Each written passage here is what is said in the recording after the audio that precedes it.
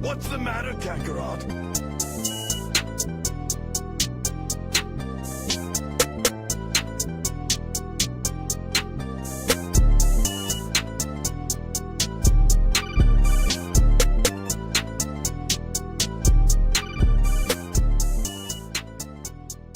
Welcome to another Sunday morning for the Blerd Church of Anime.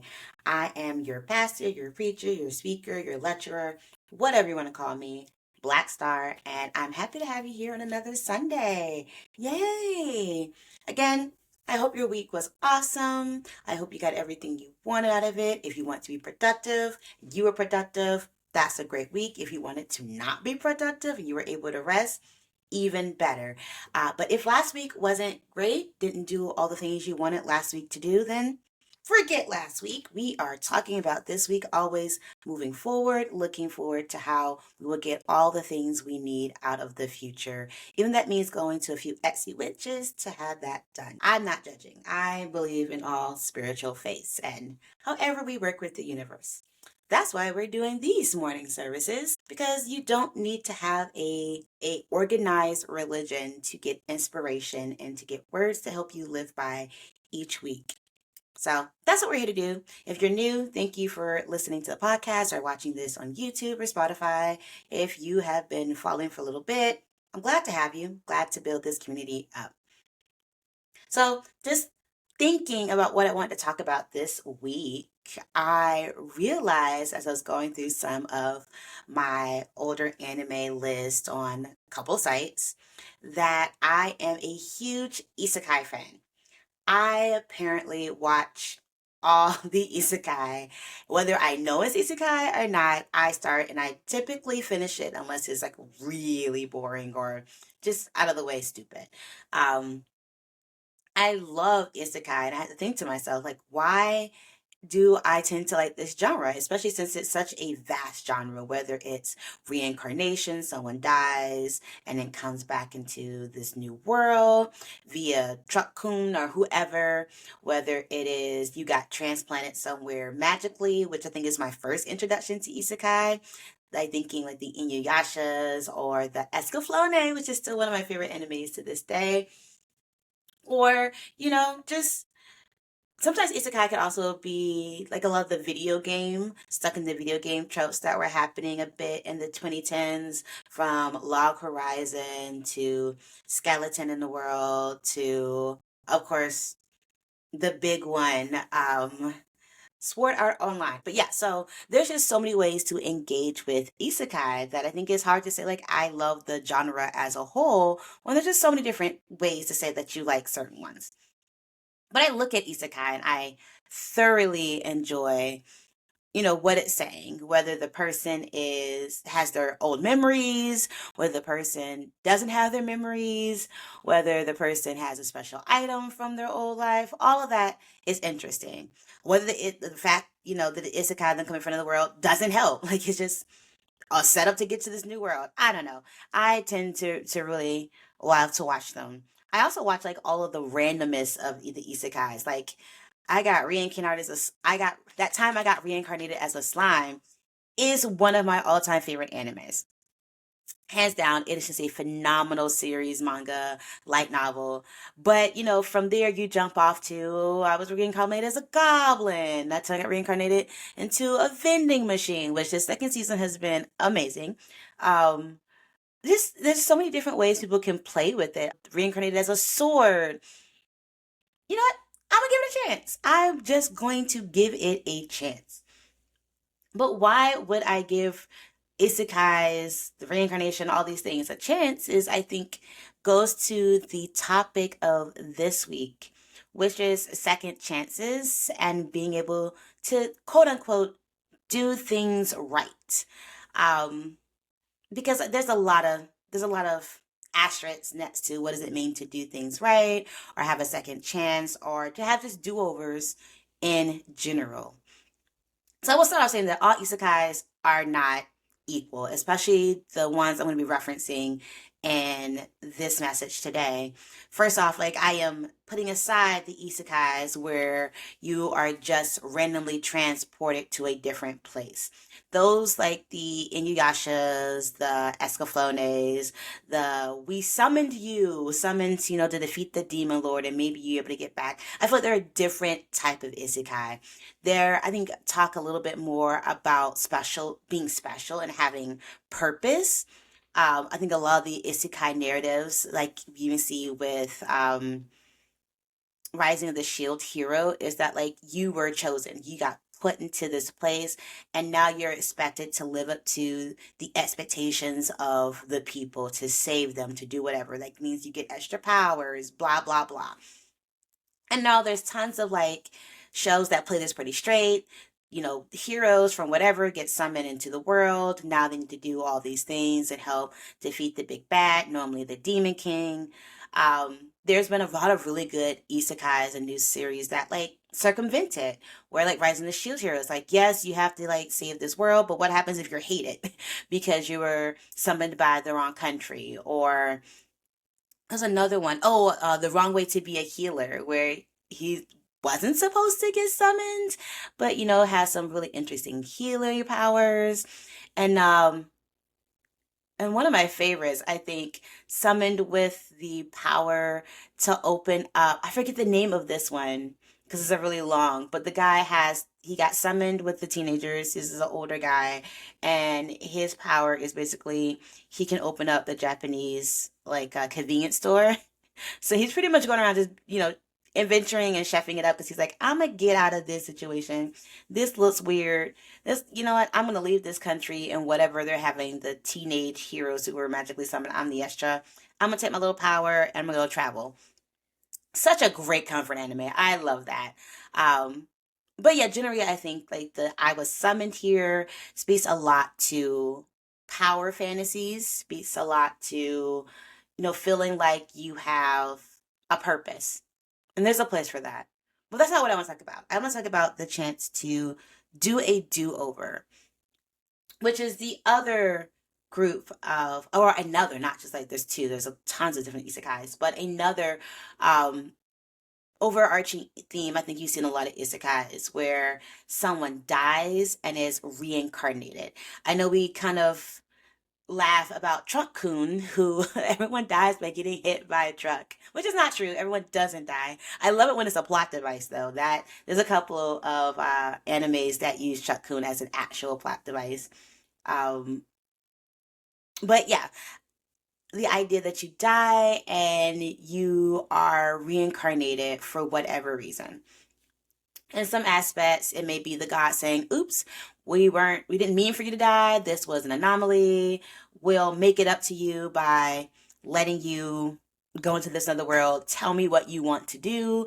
And there's other times where you're just like, bam, wake up and you're in another world and you're not sure what you're supposed to do. In some cases, they keep their memories.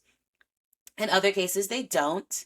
I am going to speak to ones where they do get to keep their memories because I think you're making a conscious decision to, again, do the do over. Um, there are also a couple of cute anime that I've liked where they kind of don't remember their past life, but it gives them inspiration. I think Tagonia was a lot like that, where it's guess it's a reincarnation isekai, and the main character remembers things but doesn't know why he remembers it. Like it was just a random dream. Or there's one by the record-headed girl who like invents things. That was a couple of seasons ago, where she kind of remembers but doesn't like really interact in her day-to-day life. You know those all are great, but I'm thinking about the people who feel like being reincarnated gives them a second chance, especially when they feel like they wasted their lives. Specifically, I'm going to talk about, of course, one of a really, really, really good anime that's come out in the last few years, couple of years. Um, Jobless Reincarnation, which has been such a good one. Um, the beginning after the end is the second one, which I've recently become really, really like obsessed with, like reading the light novels up to the anime. I mean, the anime only had really one season right now, so I'm not gonna talk as much about it. I don't want to spoil too much. And a couple little things along the way. But yeah, those two are gonna like the big ones I kind of really talk about uh, what it means to get a do-over. Now, I just want to start off. Okay, we've already started. I just do want to say that I think one of my big reasons I love the Isekai reincarnation angle is because I think when it comes to afterlives or what happens when we die, it feels like the fairest system. Like I know people talk about heavens or there's nothing, and all of that can be true. Again, I am very open about what people believe. I think if one thing is true, all things should be true or can be true or should be true, however, whatever verb you want to put in there. Um, but in my thought, reincarnation makes sense. Why go through life? Why have this energy and not be able to learn a lesson and redo it again? Or it doesn't have to be the same life. I know some people think, oh, you'll get reincarnated as a snail, or if you're really great, you get reincarnated. Okay, yeah, sure.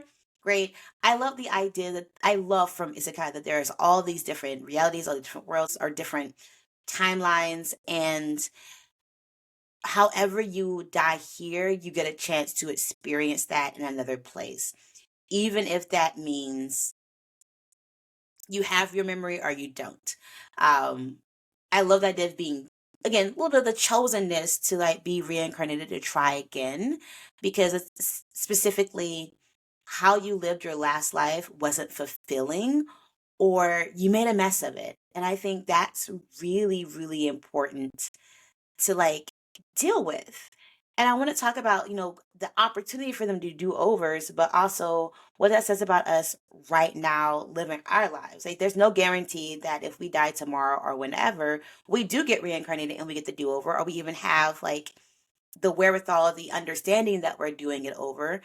I do believe in reincarnation. I think there's people here who remember their last life, their past lives, and people who are wise beyond their years when they're, especially when they're kids, because they're like have that like haziness of remembering certain things. So I don't think it's not possible to be reincarnated in this world, but I do think like most of us, it works better with having like an imprint on your soul of who you were, what you've done, your values, and then seeing it play out in a completely different scenarios to see if you hold those things to be true when given a different opportunity and a different way of life. So let's start with jobless reincarnation, because I think that's one of the more straightforward examples. So, in case you haven't seen it, I promise I won't do too many spoilers, but Jobless Reincarnation, from the title, tells the story of a 30 something year old shut in and neat. He is overweight, he was bullied in school, and then just decided to never leave the house. And living a pretty miserable life, blaming everybody for his troubles. I think like his parents die because he's living at home with them. And then his relatives are like, you got to get out the house, like, you got to go. And they kick him out. Like, it's pretty traumatic. And then while he's out here lamenting his life, is, of course, the rain, all the things of like, this is not fair. I can't be out in public. Why my parents are dead. And I also, like, he didn't even show up to his parents, because that's how much he doesn't leave the house. He sees, I think, a group of girls in trouble, and he dives in to save them and gets hit by a truck. Traffic accident, he dies. The next thing he remembers is he's being born and he wakes up as a baby in a different world, one with magic. It's very classic isekai tale. He remembers all of his past life, including just the humiliation of who he was, of never leaving the house, his family, and like in his soul, he has a lot of that bitterness. In fact, there are some scenes where he's kind of like reflecting and he sees himself in his old body, not in his new body as a baby, as a child, as a young adult, as we, continue to follow him across his journey. This is someone who died with a lot of regret and bitterness. Um, he's not able to be a productive member of society. He's not able to fall in love. He's not able to, build good relationships with people. And that kind of translates into his new life. And what he recognizes, like, oh, I got this reincarnation story. This is great. I can be whatever I want to be. There is still some trauma that he has to deal with. Like, even leaving the little plot of land that his parents own and where he grew up, like that is big because there's still this haunting memory of what it's like to interact with people who are not your family, your direct family, and be laughed at, to be targeted, to be a victim. And to be very honest, he's had a victim mentality all through his past life. And I think it's even hard to like now get this restart to decide that, you're no longer a victim. And I think that's one of the first steps I think about do-overs is changing your mindset. There's just so much that happens in our lives. There's so much that we can't control in some ways that we have to be adaptable or we get stuck. Pretty much, we get stuck. And I think that's a really cool, interesting about reincarnation is what do you do when that spirit is stuck, where they keep repeating the same habits and mistakes over and over again. And some of it really just has to do with how you want to engage in the world. Rudius, which is the name of the reincarnated jobless guy, as a child, he's Rudius, also Rudy for short. He has to go through, and I think it's easier as a child, which I think reincarnation is really, really cool if you get to see it from childhood growing up. So he's born and he has the mental capacity of an adult, so he can reason as a young child to do a lot of different things. But, he also has to reason himself to be able to like leave, to study, to deal with parents that push him to deal in a different new world. Like, yes, he's excited that he's in this world with magic and swords and monsters, not quite monsters, but the whole thing. And he's going to be advanced for his age because he has that 30-year-old mental mind capacity. But he also has to really deal with, even if he's mature, he still doesn't have a lot of relationship just acumen. He did not have good relationships with people. He's afraid of being hurt. He's afraid of having friends. He's afraid of what his parents will think of him. He's, again, afraid of random people. And he latches on to his folk really, really hard. I mean, and people can give him some grace because he's a child at this point, No one expects a child to know all these things, even if he seems really, really smart. But he can't move forward until he changes his mindset. I mean, he's still, like I said, when you see some flashbacks and he's being self-reflective, you still see him in his old body, really thinking through who he is and the decisions that he's made. But he doesn't move forward, even in this new world, until he decides to change his mindset. And that, I think, is the most important thing. We can do that right now.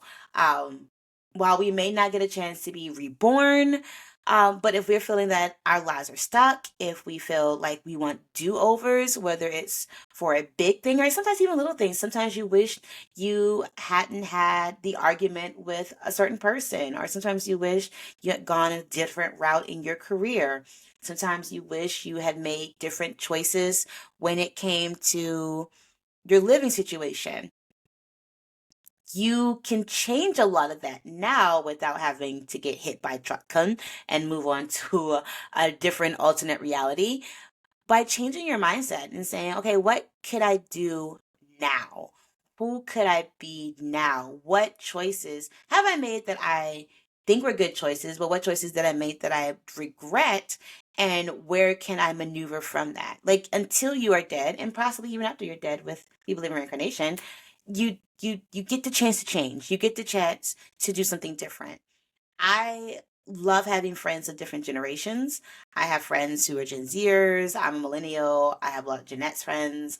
And I have some really cool bonds with even boomers. And the boomers I get along the best with are those who don't think their lives are over at 60, 70, 80. And I do have some boomer folk that I, think, oh, I've done what I've done. I'm a grandparent. My children are doing what they're supposed to be doing. My grandkids, I live vicariously with them. And I think that's not fair. Like their life is not over. there's still things they could do. There's still ways you can change to, make life more comfortable or better or more exciting. It's not over till it's over. I was reading an article the other day about people in their 70s and 80s getting their first tattoos just because it was so taboo when they were younger, and you're not gonna be able to get a good job, or people like they're getting pierced and tattooed at such a later age. And I love seeing when tattoo and piercing artists show that on their Instagrams or whatever their socials are. Because it's a big thing to realize, like, why not? You keep moving until you eventually succumb, you know? But again, you got to change the mindset, or else you'll keep making the same mistakes. You'll keep taking past mistakes and past patterns into the new world. I think that is a really good lesson we can learn from Viridius. Then I think on the beginning after the end, which is it's a lot like jobless reincarnation, is that this person wasn't a NEET. He was the king of a technically advanced world. We think he's assassinated. We're not quite sure. We don't have a lot of information yet about how he died. But then he wakes up again, born as a baby. He was an orphan, raised to be this like gladiator king of this technical world. And a lot of his journey is, again, relationships, being able to have parents, to love, to want to protect things that are important to him, to not be suspicious of people, to figure out how do you build stable community. And I really love the main character in this one because even though he has the acumen of, the 30-year-old plus successful king, he was big deal, but he still has a lot of trauma from his childhood. And when he has a chance to redo his childhood, he does accurately reflect and think on, I am in a different situation than where I was in my previous life. And there's sometimes, his old mentality of like revenge, hate comes up, but there's always someone there to be like, you can protect rather than get revenge, Like there's ways, like how do you protect the people who are close to you without alienating and making yourself a target? And it's just the mental gymnastics that I think he goes through around what is your goal and how did you achieve your goal in the old way versus how do you achieve your goal with these new tools? Piggybacking off of the idea of getting a new mindset, there's also the opportunity to reevaluate the tools you have. Even in this life, if you've been living for 20 years, 40 years, 80 years, you've probably seen, especially in this past generation, such rapid change of tools and things that are available to you.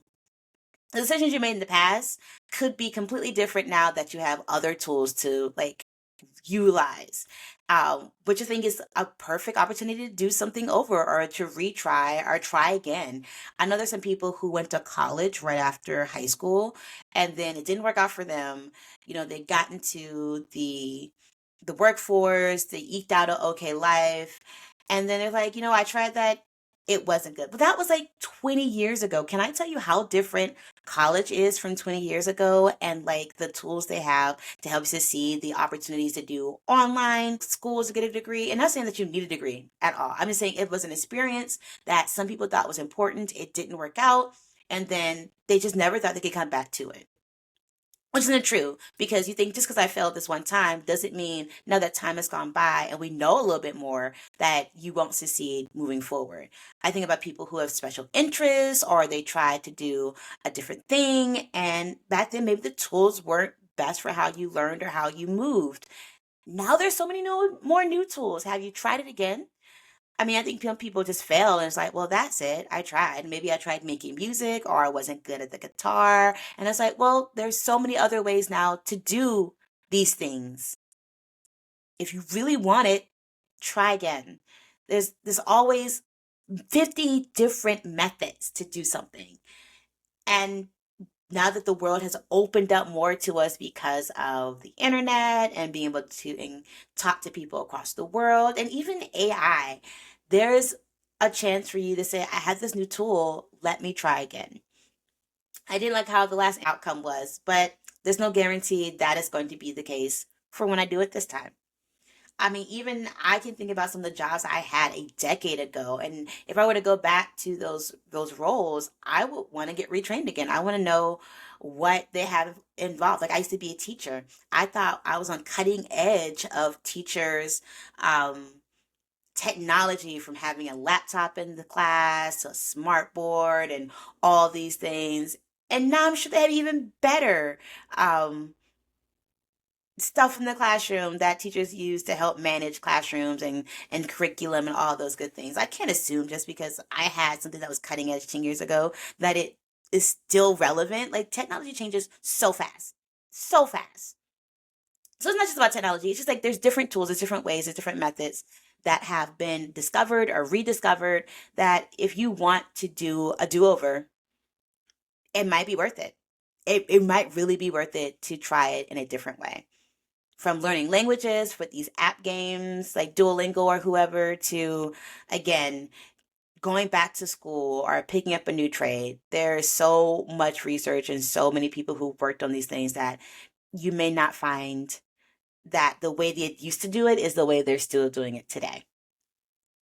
And then finally, I'm thinking about what happens when you get the chance to do over and you become worse.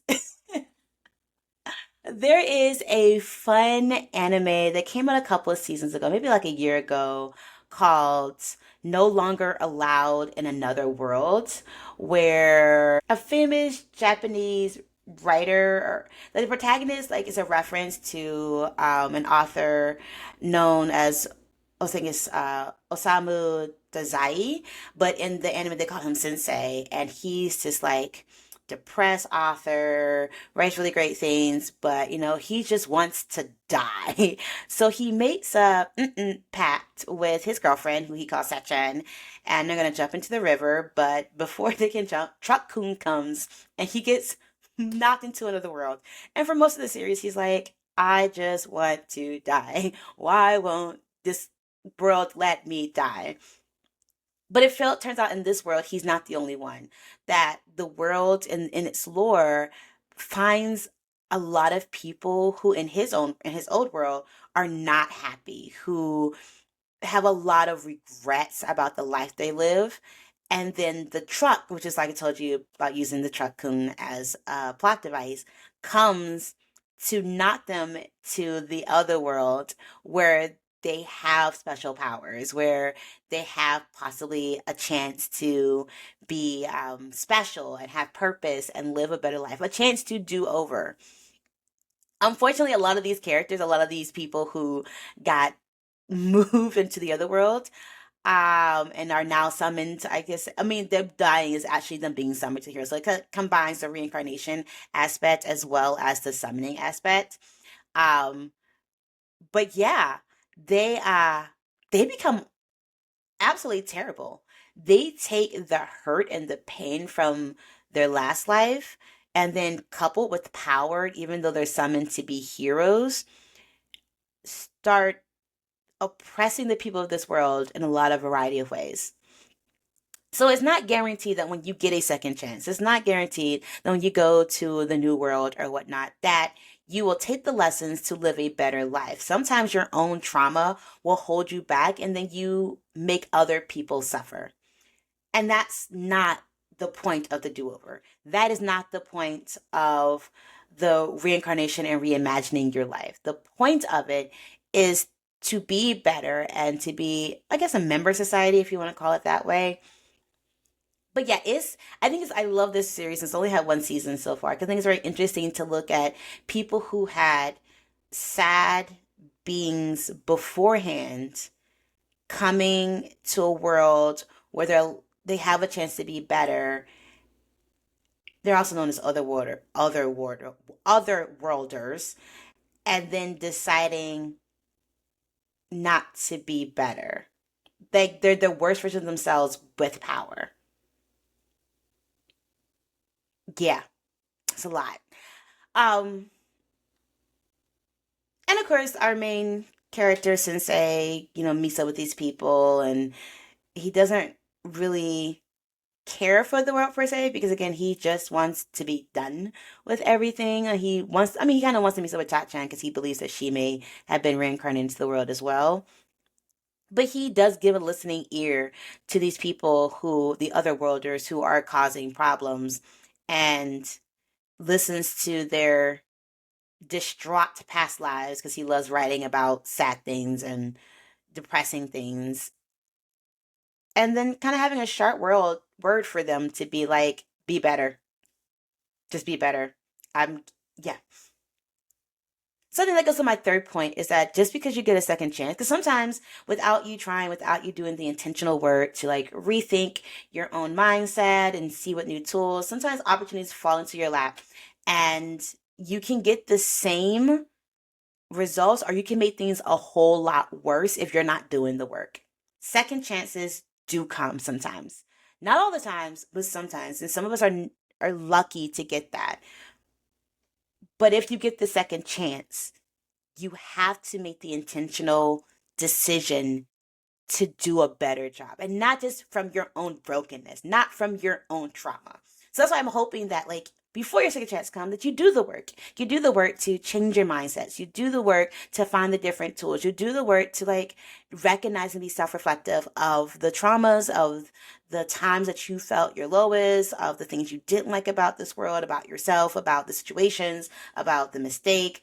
And, thinking your head, like just really visualize what you would do differently so that way when the option comes, you are able to be better. I mean, essentially, I just want the world to be better. Yeah. Because I think another thing about this anime, their powers is kind of based on who they were in the original world. Um, yeah.